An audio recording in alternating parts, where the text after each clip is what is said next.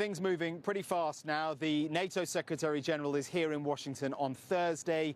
Trump says he will talk to Putin this week on the phone. Maybe we'll get Zelensky back here in Washington by the end of the week. Who knows? All sides are describing what happened today as constructive. But when they walked in, you saw those images. They look pretty stern. And I think it's fair to say neither side really knew what to expect. They did come up with something that looks pretty promising. It is going to take a long time, but if you think about it this way, only a few months ago, nobody was really talking about any kind of talks at all.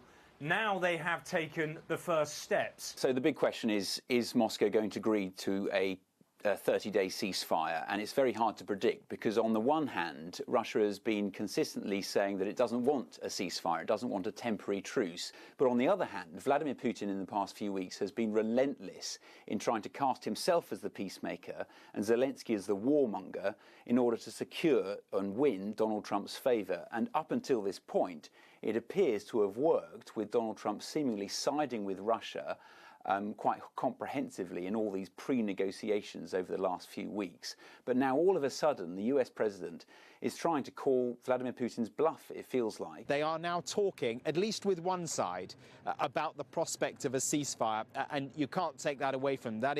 That is an achievement for sure. But, you know, I was struck by some of the language in the statement, and then comparing the American or the joint statement with what Zelensky and his team released alongside it. Zelensky was at pains to point out that the Americans now see their position. So the Americans are saying the Ukrainians see our position. The Ukrainians are saying, well, yeah, and they can see ours as well. And I think the crux of all this is how Russia reacts. And what Zelensky did in the Oval Office very publicly, maybe not the best move on his part, was just to tell Donald Trump, remember, you can't trust Putin. Yes, we can have a ceasefire, but who knows whether he'll abide by it. He hasn't before.